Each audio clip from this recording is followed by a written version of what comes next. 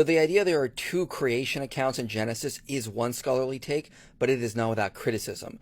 The idea that there are two creation stories in Genesis, specifically in Genesis chapter 1 and in Genesis chapter 2 verse 4 and following, is not just a scholarly take, but rather the overwhelming consensus of biblical scholars. This is the overwhelming consensus of biblical scholars because of the textual evidence. There is a narrative contradiction between the creation story in Genesis chapter 1 and the creation story in Genesis chapter 2, and this contradiction is easy to see with the use of a closed question. Does God create animals before human beings? In Genesis chapter 1, the answer is yes. In Genesis chapter 2, the answer is no. This is a plain and irreconcilable contradiction. There are also several smaller theological differences between these two chapters. For example, in Genesis chapter 1, human beings are allowed to eat from all the vegetation of the earth that bears seeds. But in Genesis chapter 2, human beings are only allowed to eat from the fruit of trees in the Garden of Eden and aren't allowed to eat from the fruit of the tree of the knowledge of good and evil. In Genesis chapter 1, human beings are created in a rather egalitarian way, with both male and female being made in the image of God. But in Genesis chapter 2, Adam is created first out of the dust of the earth, and Eve is only created second to be a companion for him. In Genesis chapter 1, God is highly transcendent, speaking the universe into existence. But in Genesis chapter 2, God is far more anthropomorphic, forming Adam out of the dust of the earth, presumably with his gigantic godlike hands, and then breathing life into him, presumably with his gigantic godlike lungs. And then also being somewhat surprised that Adam is lonely, and then being somewhat surprised again that animals don't cure that loneliness. On account of these differences, biblical scholars have concluded for the better part of 200 years that these two chapters were written by two separate authors with two very different sets of theological beliefs. But Mike here wants to present some evidence that these two chapters were written by a single author, so let's see what he has to say. Kawada notes that in the culture of the ancient Near East, we can find dual creation accounts, first starting in general terms, and then the second one being in specific terms.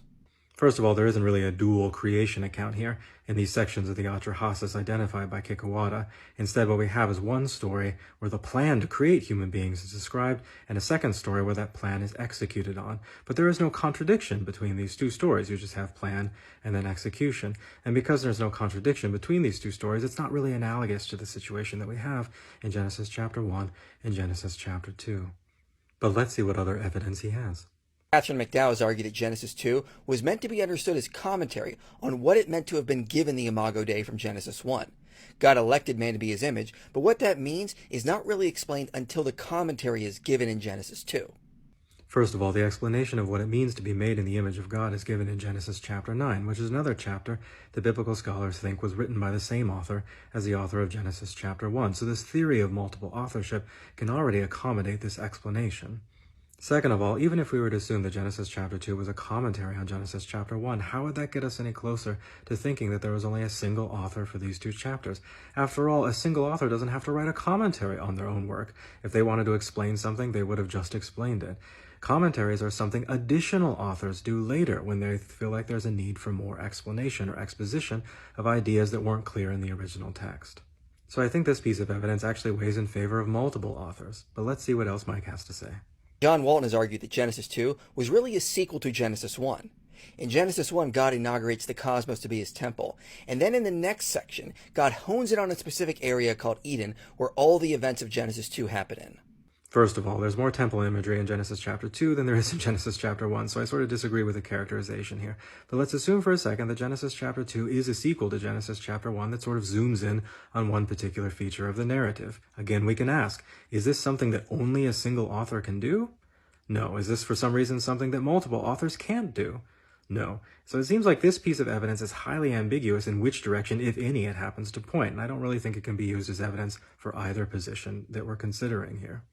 Looking at the evidence that Mike has provided, it seems to me that it either doesn't point in any particular direction at all, or it points towards a theory of multiple authorship. Most importantly, none of the evidence that Mike has presented here deals with the narrative contradiction between Genesis chapter 1 and Genesis chapter 2. It is highly unlikely, if not outright impossible, for a single author to write two stories with a narrative contradiction like this back to back. They would be undermining whatever point they were trying to make in the telling of the story. And that's why a theory of multiple authorship will continue to be the best explanation for what's happening in Genesis chapter 1 and Genesis chapter 2.